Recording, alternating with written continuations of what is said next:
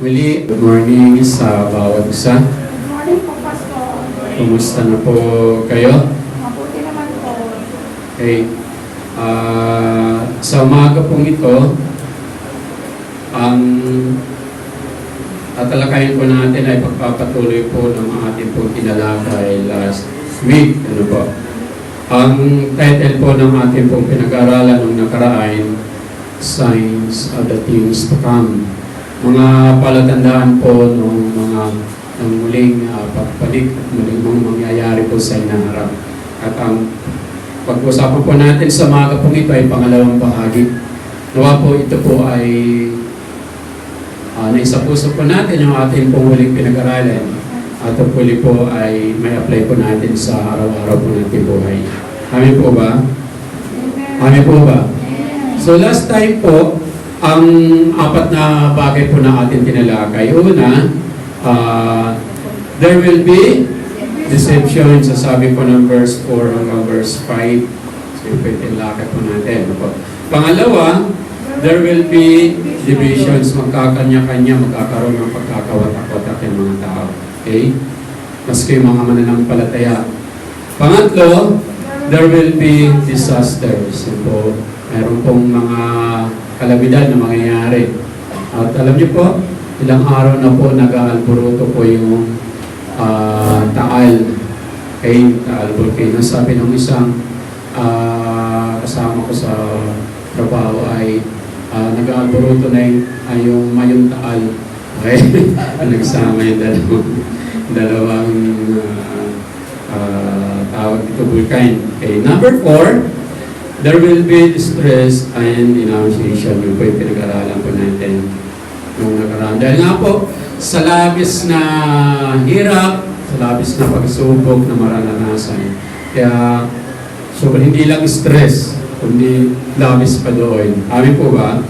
So this morning, yung second part po ng ating pong pag-aralan ay yung pangalawang bahagi ng ating pong topic. So number 5, there will be a desertion. Okay, maraming tatalikod. Sabi po ng verse 10, and at that time, many will fall away and they will betray one another and hate one another. Okay? So, sa panahon po ng malapit na dumating ang Panginoon, there will be an apostasy among believers. Tatalikod ang mga mananampalataya.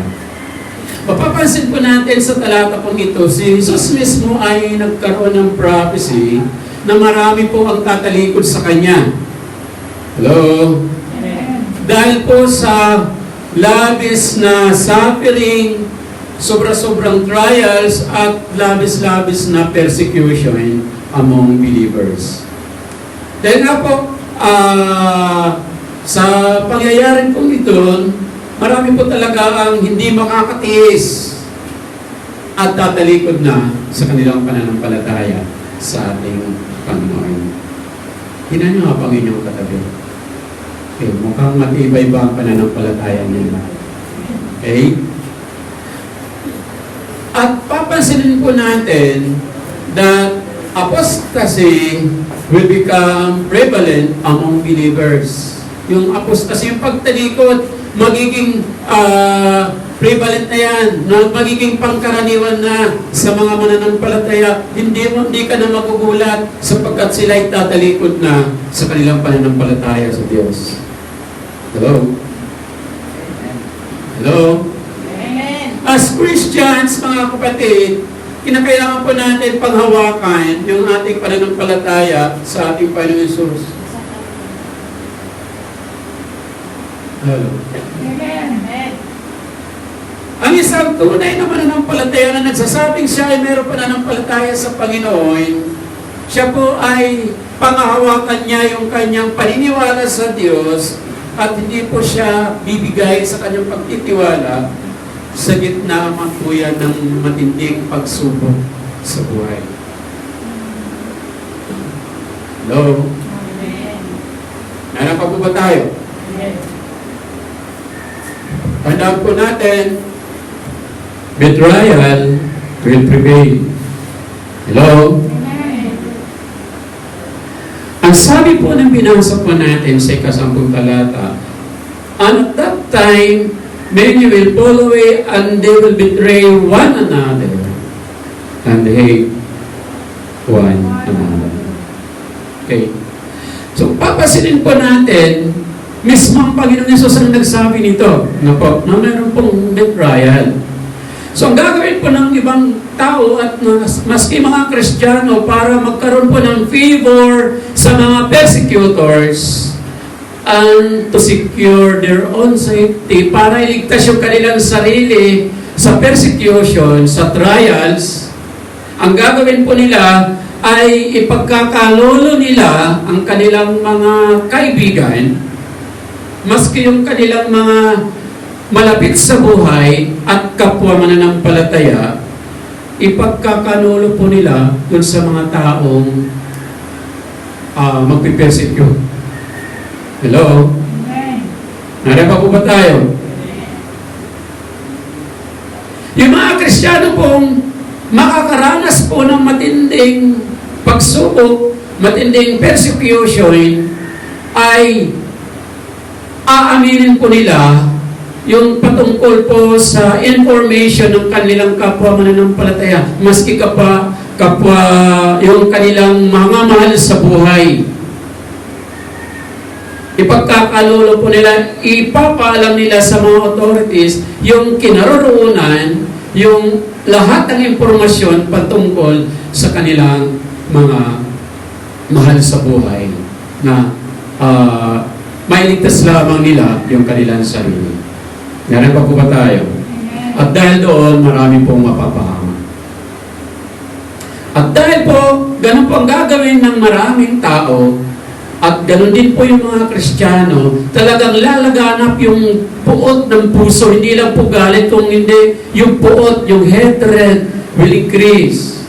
Hello? Yung labis na galit. Dahil po, mangyayari po yun, dahil po yung betrayal will be a common practice among believers. Magiging pangkaraniwang na lamang po. Kaya po, inaasap po yan na talagang lalaganap yung galit, yung puot. Hindi lang po yung pagkainis. Hello? Amen. At alam niyo po, maski sa panahon po natin ngayon, sa ilang bahagi po ng mundo na hindi tinatanggap yung mga Kristiyano, mga kapatid.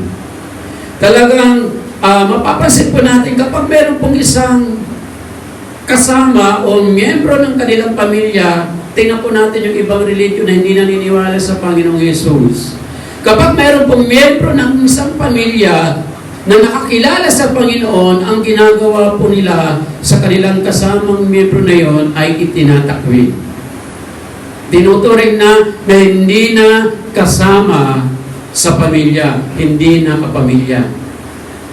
Dahil lamang sa nag-iba yung kanyang paniniwala, siya po ay nanampalataya na sa Panginoon. At kung nangyayari ngayon yan, sa kasalukuyan nating panahon at nangyayari sa noong mga nakaraan, gaano pa kaya pagdating nung malapit na dumating ang ating Panginoon Yesus? Nyari pa po ba tayo? Amen. Yung family ties ay mawawala. Ang mga Pilipino po ay very close yung family ties po natin.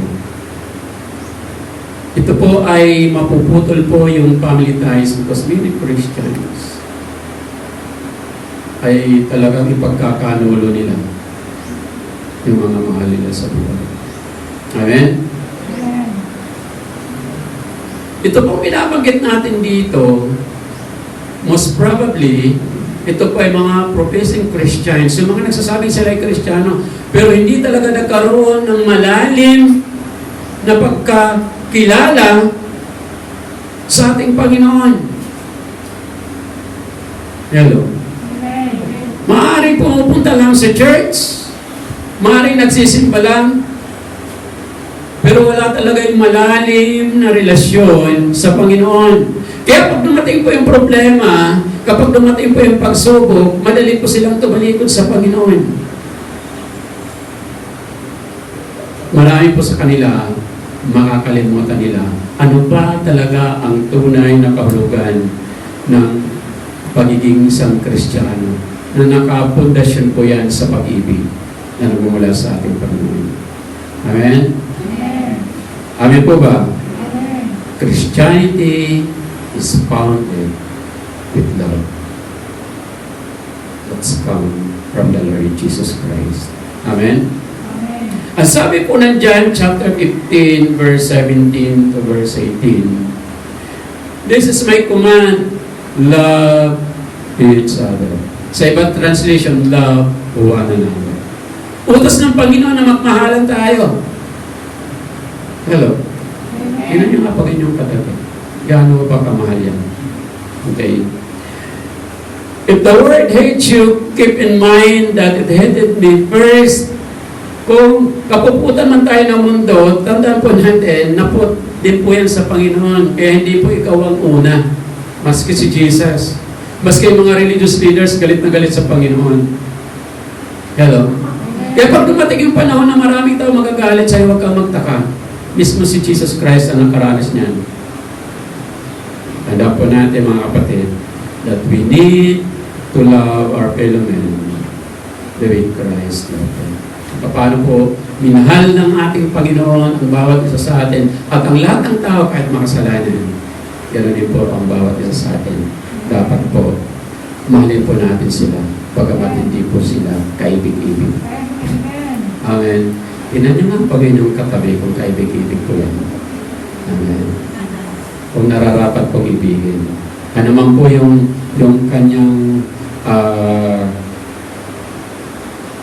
karakter, kailangan mo mahalin yan dahil utos siya ng Panginoon. Mag-ibigan kayo. Amen? Amen. Sabi mo nga sa katabi mo, I love you, dalawa po ulit. Amen? Number 6. Ano yung number 5? There will be Assertion. desertion. Number 6. There will be disinformation. There will be disinformation. And many false prophets will rise up and mislead many people. Tingnan natin yung karakteristik ng isang true prophet. Pag tingnan po natin yung pagkakaiba ng tunay na propeta at saka hindi tunay na propeta. Sa sulat po ni Robert Stone, meron pong 10 bagay na nakita po ako sa kanyang sinulat. At tungkol po sa isang tunay na prophet. Una, his preaching and exhortation strengthens the believers. So kapag ang isang tunay na propeta nagsasalita at nagkakaroon ng mensahe, napapalakas niya ang mga mananampalataya. Hello? Meron ang kanyang karakter ay nagmumula po ito sa ito po ay tunay, honest, faithful, and holy. Ito po ay mga karakter na meron siya. Hello? Yung mensahe niya, it appeals to the spirit at hindi po sa laman ng laman po natin. Okay? Kapag siya po ay nagsasalita sa mga bagay na darating sa hinaharap, mga kapatid, ito po ay nangyayari. Dahil ito po ay mula sa Diyos, yung kanyang prophecy, tinutupad ng Diyos. Amen? Amen. He has that spiritual discernment in the lives of others. Meron, ang isang tunay na propeta, alam niya kung anong uring buhay meron ka kapag kaharap ka niya. So magsasalita yan, ikaw ganito ka, ikaw ganun ka. Yun yung tunay na propeta. Yung matatapang na propeta, minsan talagang habang nagsasalita, ikaw ganun ka, ituturo ka pa.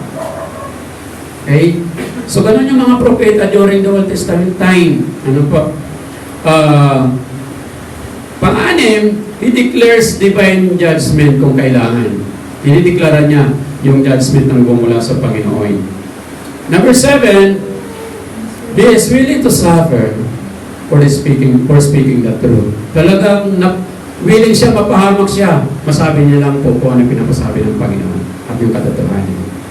Amen? Amen. At si Prophet Samuel, sinabi niya yun. Maski kay Haring David, okay?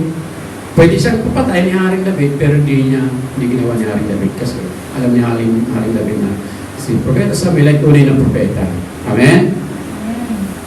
Si John the Baptist, yung mga religious leaders, talagang kung pagsalita niya, ganun na lamang. Eh, ganun siya katapang at ganun pang isang propeta. Hindi siya natatakot na sabihin ko anong katotohanan niya. Number 8, yung mensahe niya is in harmony with the Word of God and the will of God. So kung nagpapahayag siya ng isang bagay, yung mensahe niya dapat ayon yan sa salita ng Diyos at hindi sumasalungat sa kalooban ng Diyos. Amen? Nakikita niya kung paano nangyayari sa natural realm and apply it in the spiritual. Amen po ba? Number 10, he has the ability to recognize and identify other prophets. Kung siya ay tunay na propeta at kung hindi tunay na propeta. Amen? Katulad ng mga propeta ni Baal. Diba? False prophets. So tingnan po natin ang characteristic naman ng isang false prophet. Okay, una, yung kanyang character ay opposite po doon sa tunay na propeta. So kabaliktaran. Okay. Kadalasan yung kanyang mensahe ay taliwas sa salita ng Diyos at sa kalooban ng Diyos. Amen. Nariba po ba tayo? Kapag nagsabi po siya sa mangyayari sa inaharap, kadalasan po niyan hindi nangyayari. Marami po na pong nagsabi. 1980s, 1990s, hanggang ngayon may mga nangyayari. Ay, ganito ang mangyayari. Hindi po yung propeta. Hula. Kaya hula po. Maaaring mangyari, maaaring hindi. So kapag hindi nangyari, kapag sinabi niyang meron siyang prophecy at hindi nangyari, false prophet po siya, huwag natin paniwala. Amen? Amen po ba? Amen. Ano pong nagiging resulta because of these false prophets? Ano nagiging resulta? Many people will be misled and will come astray. Mapapalayo po sila sa kanilang pananampalataya sa Panginoon. Kasi maniniwala sila sa mga false prophets. Hello? Amen. Sila ay tatalikod sa katotohanan and will follow pagan belief rather than God. Kung ano-ano na yung kanilang paniniwalaan, kung saan-saan bundok na sila pupunta para mag-alay, para sumumba. Hello? Nariyan po ba tayo? Worse, even Christians will be persuaded and will follow wrong teachings. Kaya kapag hindi ka rooted sa Word of God, hindi malalim ang pagkakakilala mo sa Panginoon, at hindi ka nagbabasa ng salita ng Diyos, at hindi mo inaaral ang salita ng Diyos, mga kapatid, ikaw ay tatalikod sa Panginoon. Madali kang mahikayat. Sabihin lang nung hikayat sa'yo, ay yan, tinan mo nga, pinagsasabi ng tablet ka, mga kalbo na lang. So maniniwala ka na, ay wala yan, di totoo yan, sinasabi mo. So paniniwalain ka sa mga maling katuruan.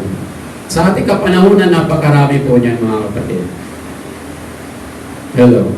Amen. Number 7, there will be demoralization. There will be demoralization. And because lawlessness is increased, most people's love will become cold. Hello. Hello. Amen. Hello. Amen. Okay. Violence will increase. Hello. Amen.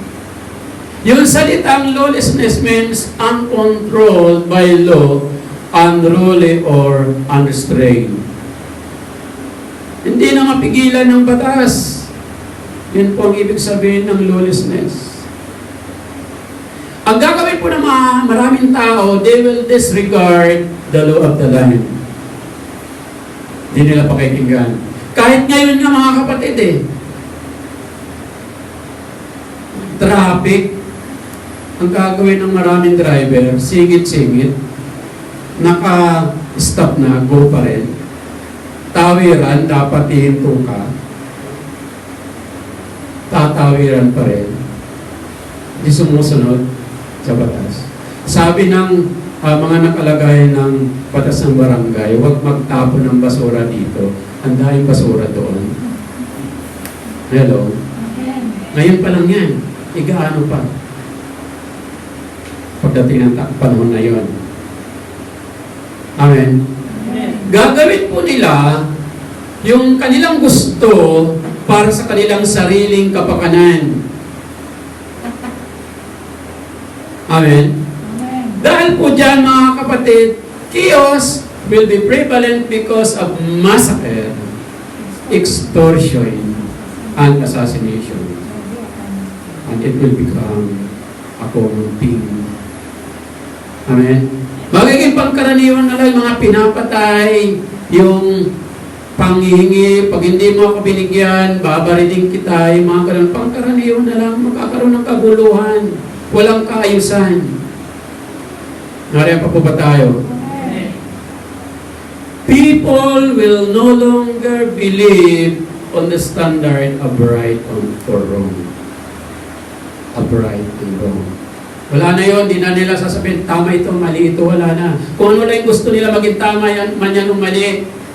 Basta masunod lang nila yung kanilang sarili. Nariyan pa po ba tayo? And love will be lost among people, particularly among believers. Dahil po sa tagutong, violence and selfishness and self-preservation, magiging common na po yan sa lahat ng tao. Maging mga mananampalataya, mga kapatid. Tagutom na eh. Nagugutom ka na eh, gusto mong mag-survive. Survival lang pinag-uusapan. Kaya gagawin mo lahat. Mag-survive ka lang. Hello? Amen. Yung mga tunay na Kristiyano kaya, gagawin mo yan. Ang sumagot. Amen. Amen? Amen. Gagawin mo hindi? Amen. O, amen sila, gagawin nila. Amen? Amen po ba? Amen. Huwag kayong amin ng amin. Baka mamaya, sabi ko, talong tayo rito sa building na to. Lahat tayo patay. Amen? Narinig po ba tayo? Amen. Hindi dapat pagiging makasarili ang inisipin po natin. Tingnan natin yung kapakanan ng ating kapwa. Pairalin natin yung pagmamahal. Dahil yung, kapag nakaranas man tayo niyan, ng kahirapan na yan, mga kapatid, pasamantala lang yan, hindi ang pagsamantagal. Hello? Amen. Kapag ikaw ay tumalikod sa Panginoon, yun ang problema. Habang buhay kang mawawali sa Diyos. Amen. Love for fellow brethren and fellow men will be lost. Kung nawawala na yung pag-ibig, wala na yung pagmamalasakit mo sa iyong kapwa. Tandaan po natin, lawlessness, violence, and selfishness are the signs of the last days. Amen? Amen. Kung nakikita mo yan, kung nararanasan na yan, okay, malapit na dumating ang Panginoon. Tanong, handa ka ba? Huwag nyo sabihin, hindi kasi nabanggit yun ni Pastor.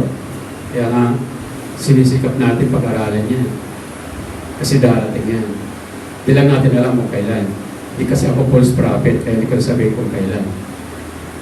Pero mamaya, sabihin ko sa inyo kung kailan. Okay? Hello? Amen.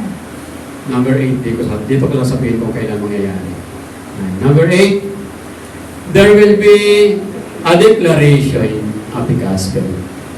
Narapa po ba tayo? Amen.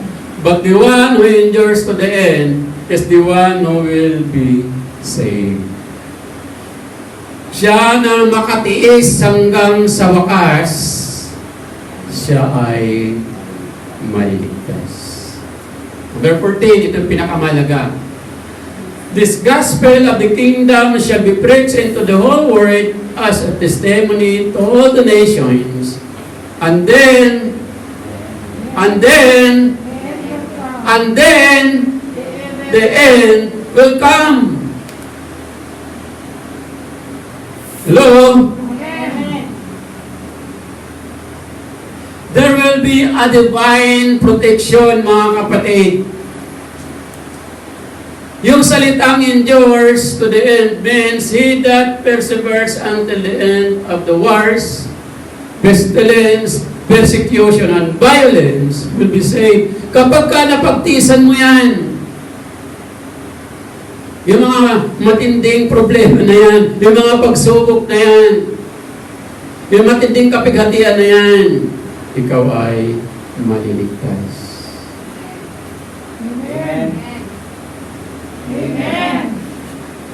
Ang hindi makatiis, sabi ng matatanda, umalis. Dito, hindi ka alis. Kasi sabi po, ang sino mang makatiis, ang siyang Maliligtas. gusto ba natin maligtas? Amen. Pag-isan mo yung pansamantalang problema na meron ka. Amen. Amen. Paano yung pastor kumakalagay sa mura ko? Busog ka nga. Tatalikot ka naman sa Panginoon. Punta ka naman sa impyerno. Ano yung napipiliin mo? Hello? Our hope is in God alone. And when we trust Him, even in the midst of uncertainty, mga kapatid, we have an assurance of salvation. Kahit wala tayong katiyakan kung anong mangyayari sa araw ng bukas, if we hold on to our God, we have that assurance that we will be saved. Amen. Kahit anong problema meron ka, kahit anong pagsubok na gano'n sa iyo, manatili ka sa Panginoon at matitiyak mo nito. Yes. Amen. Amen. Ang sabi po ng Luke chapter 21 verse 19, by your endurance, you will gain your lives. Hello? Amen. By your endurance, nagtitiis ka kahit gaano hirap. Hello? Amen. You will gain your lives. Sabi po ng Lucas.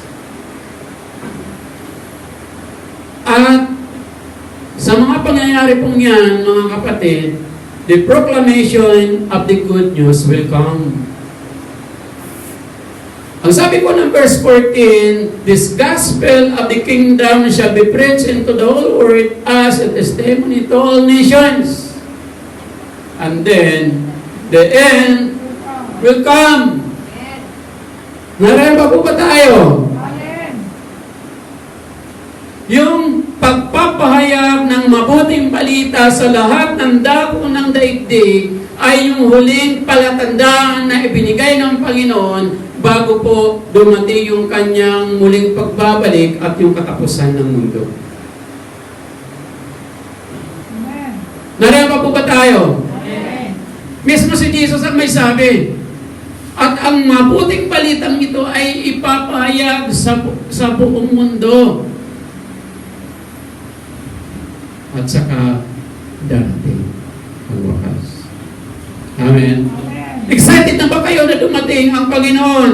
Amen. Parang konti lang excited.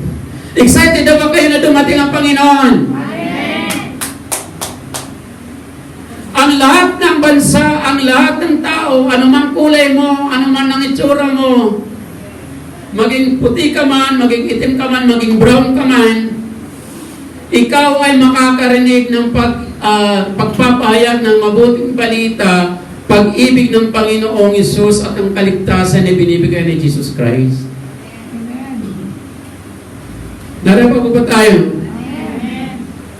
Hindi po lahat sila maniniwala sa Panginoon, pero maririnig nila ang mabuting balita ng Panginoon sa Kristo. At sila po ay magsisisi ng kanilang mga kasalanan. Hindi sinasabi ng Panginoon Hesus at ang lahat ay mananampalataya. Ang sinasabi lang ng Panginoon, ang lahat ay makakapakinig ng mabuting balita. Ang mahalaga, ipinahayag ko ang mabuting balita. Hello? Sa pangkasalukuyan nating kapanahonan mga kapatid, advance na po yung technology po natin. Narepa po ba tayo? At ang present generation po natin, ito na po yung panahon na yung mga unreached people's group ay maabot po natin. Maaaring hindi tayo makarating sa Ethiopia, sa Africa. Pero yung ating mensahe, pwede nating ipabot. Amen. Nariyan po ba tayo? Maaaring di tayo makarating doon po sa kabundukan na marami po doong mga tao na hindi po civilized. Pero yung mensahe mo, pwedeng makarating sa kanila sa kapanahonan natin ngayon. Nariyan pa po ba tayo? Hello? Binigyan tayo ng assurance ni Jesus na kapag ka ang mabuting balita ay may pahayag na sa lahat ng bansa, then the end will come. Nariyan pa po ba tayo? As Christians, hello? As Christians, we have the duty and responsibility to share the love of God, to share the salvation of the Lord Jesus Christ. Amen. Responsibilidad mo yung mga mahal natin sa buhay. Responsibilidad mo yung iyong mga kaibigan. Responsibilidad mo yung mga kapitbahay. At responsibilidad mo yung mga hindi mo kakilala.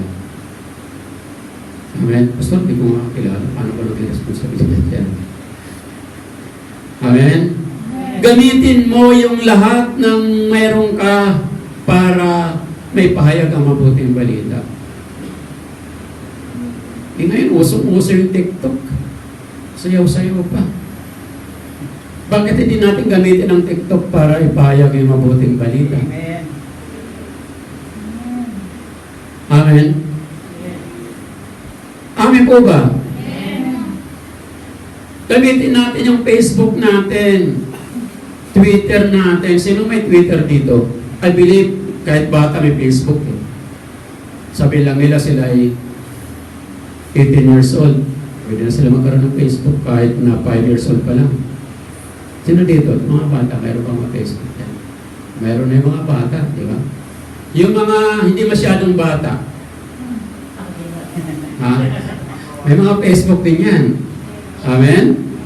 May ako mga kakilala, mga 70, 80, 90. Marami pong platform na pwede natin gamitin. Imbes na pasayaw-sayaw ka sa Facebook, pupost ka na pasayaw ka, bakit hindi i-post mo yung mabuting balita? That Jesus is coming soon. Hello? Narepa po ba tayo? Yung iyong ipopost sa Facebook, pwede makarating sa mga malalayong lugar. Dahil advanced na po yung technology po natin. Narepa po ba tayo? Kahit nasa gitna ng bundok, meron ng radyo, meron kang cellphone, meron kang, ano pang meron? Messenger, meron kang, ano pa bang meron na platform. Lahat gamitin mo yan. Hello? Responsibilidad mo, yung mga magbabasa ng nakapost sa Facebook mo. Narepo ba tayo? Kaya pag ang nakapost dyan ay negative, tungkol sa galit, tungkol sa puot, marami mo kayo makikita sa Facebook.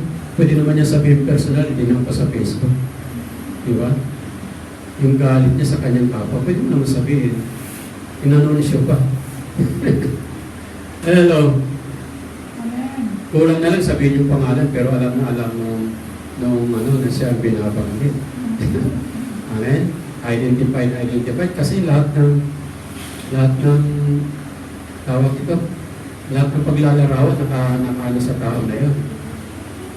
Gamitin natin yung social media na yan para may payag natin yung mabuting balita. Gusto pa natin bumalik ang Panginoon. Amen. Darating ng Panginoon kung kailan kapag ginawa mo ang tungkulin mo. Ipinahayag mo ang mabuting balita. Hello? Amen. I'm excited na kumakita si Jesus.